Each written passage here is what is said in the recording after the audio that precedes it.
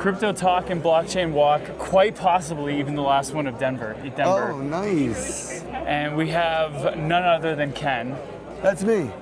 What have you been up to, man? Why is your voice dead? I've been chilling for the past week here at ETH Denver. Nonstop conversations. You know, I love the sentiment online where ETH Denver is dead. Who's saying that and why? People that didn't make it here. Yeah. And then the people that did make it here that are talking shit on it. Really, I mean, if you can't get an ROI out of a free event, that's on you. It's sort of like self-doxing your own failures and blaming others.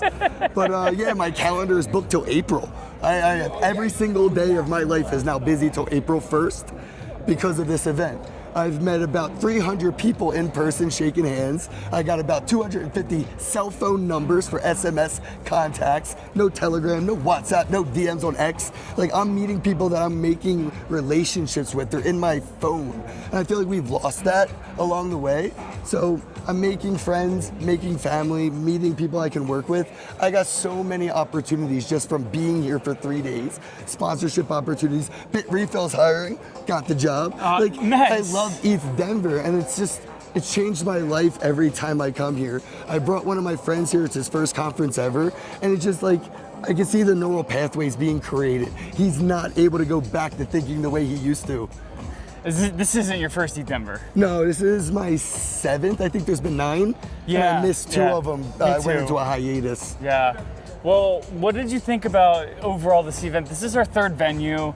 Everybody who went to the early ones was talking about how the Sport Castle was this like goated thing. It was an aquarium of rich people. That was me. I was at the glass tapping it and like, look, there's a little billionaire girl. Do it backflip. Do it backflip. There was like animal amusement. Some of it's, I mean, I could talk shit as much as I could praise it. You know, you have to be unbiased. Totally.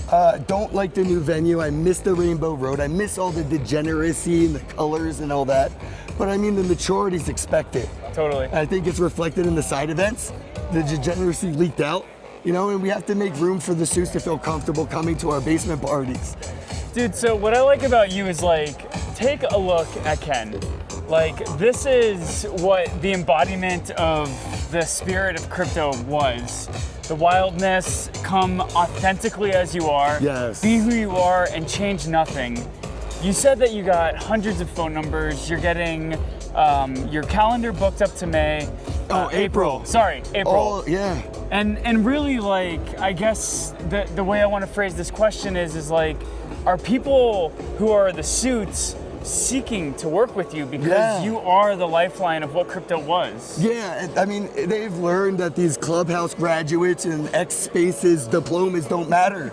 They've wasted 4 years on these high school dropout, Twitter and Clubhouse people. Like, they know that they need to go to the OGs, and I think this is the sign. Mm-hmm. You know, a lot of these projects are hiring. And the accolades are, I've been to every ETH Denver since day one. Yeah, totally. That's basically saying I'm a Harvard Yale graduate. You know, I've been to Stanford. I've been to ETH Denver since day one. Every spork I left with is a diploma I could put on my wall that all these companies see value in.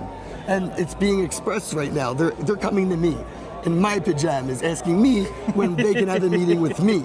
So, I mean, I can see that they see the light. You know, they can't conform us to them. They kind of are learning they must conform to us.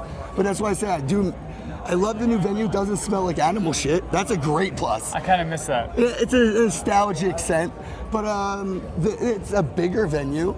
You know, they have a lot more room. I think the sponsors fucked them. A lot of the old sponsors decided not to give the event any money, but decided to invest in side events as a parasitic leech, which kind of drained the experience under the hood of the event. 100%. But overall, it became like a South by Southwest kind of thing. You know, it was everywhere. The whole city was taken over by ETH Denver, but if they would have worked together, it would have been an official South by Southwest kind of energy. Do you think we still have that this year? Because last year or 2 years ago, there were 600 side events. This year, there were a little bit more than 200. It's the money. We're in a dip. I mean, money's tight for everybody, and I think what we've learned is wasting money in bear markets is why projects don't survive for the next bull run. I've seen them come and go. They make it to the conferences, but it costs them everything. Yeah. I think a lot of projects have matured again and learned from their mistakes. Not spending money on conferences this year. You know, they got a penny pinch, they got to cash out. it hurts if you just diamond hands your own project's liquidity. Totally. So seeing that, and again, it's all positive to me. Again, I can complain as much as I can praise. Like, this has been one of the best events I've ever been to, but I can compare it, to other things, and comparison is the death of joy. Totally. I'd rather just enjoy what this is and make the most of it. And I appreciate them putting this together, considering all the old sponsors decided not to re-sponsor and be parasites, do side events. Yeah, so when people go to your Twitter page, they see you as, I don't know, maybe like a media personality. What does partnerships with Kenn look like moving forward? When your calendar's full, what do people want to work with you on and collaborate with you on? Right now here, it's a lot of consulting, just running into people, just talking about their project and, oh, why don't you do this? Or what about working with them? Or how about this and that? And they're like, I never thought of that. And I get a lot of that. Obviously, that's why I'm booked up. So the consulting side of it, I think being in a space so long, I know the limits of the imagination of what is and isn't possible in the space, and that realistic conversation of we're not talking about going to the moon, but you could literally use this technology as a point of sale system, blah blah blah, and it's working now. And oh, they're doing that now. I'm yeah, they're over here at this booth. You should work with them, and helping projects that are literally 2 booths away from each other realize that they're selling a service that they both need a use for. Dude, I love it.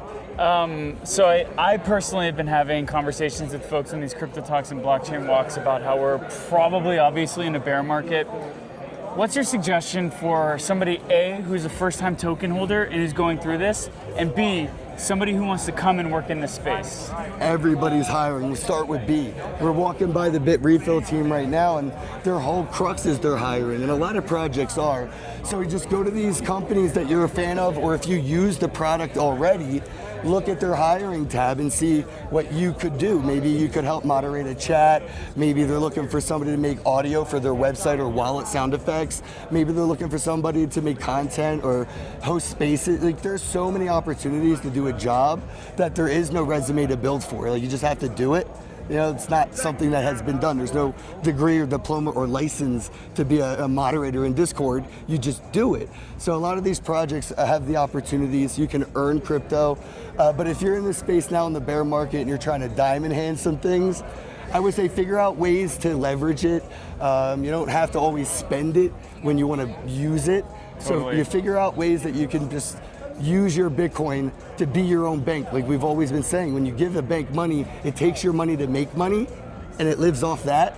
Be the bank, your own bank. Take your money, make that money make money, and use the money your money made to live off of.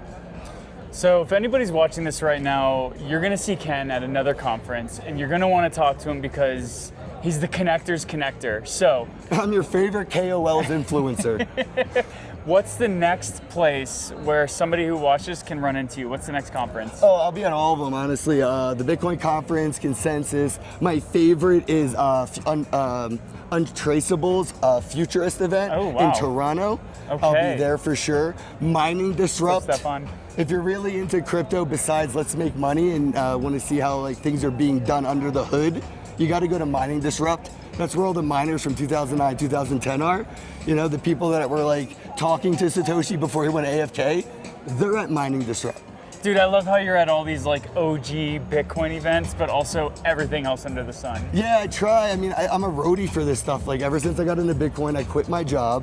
2016 I got in, 2017 I quit, 2018 I'm a roadie. I literally was like a Grateful Dead roadie of crypto. At one point it was cool to have Adam Beck as a follower, and now I'm kind of happy he unfollowed me. But I've had the privilege of meeting so many people in this space. And on a genuine level, it was before they were anybody, before Bitcoin was anything. It was just, we were all just, basement degens, just broing down on something we cared about. And through those conversations, I've built relationships with people that are untouchable now. Awesome. Well, we're going to link you your Twitter handle in this interview. What do you want to say to the fine denizens of crypto Twitter as we wrap up ETH Denver 2026? There's money on the table. Put your hand out. Get it put in your hand. If you're not doing anything, there's so much that you could do in this space that would provide value to it, and you'd be rewarded for it. There's also DAOs that have proposals. You can submit a proposal saying that you'll wrap your car in, say, Bitcoin Cash logos because your transmission blew and you need your car to get your kids to school and go to work. Totally. Bitcoin Cash DAO could, through the proposal, pay for your car to get fixed just because you're willing to wrap it in Bitcoin Cash logos. That's how this community in this space works. So just realize we're all here to help you. Just let us know how and what you're willing to do for the help, because we help those who help themselves as well as others. Love it. And if you see Kenn at any event ever in the future, say hi to him. He's a homie. Peace Love out, you, dude. bro. Appreciate you. Love you, man. Thank you.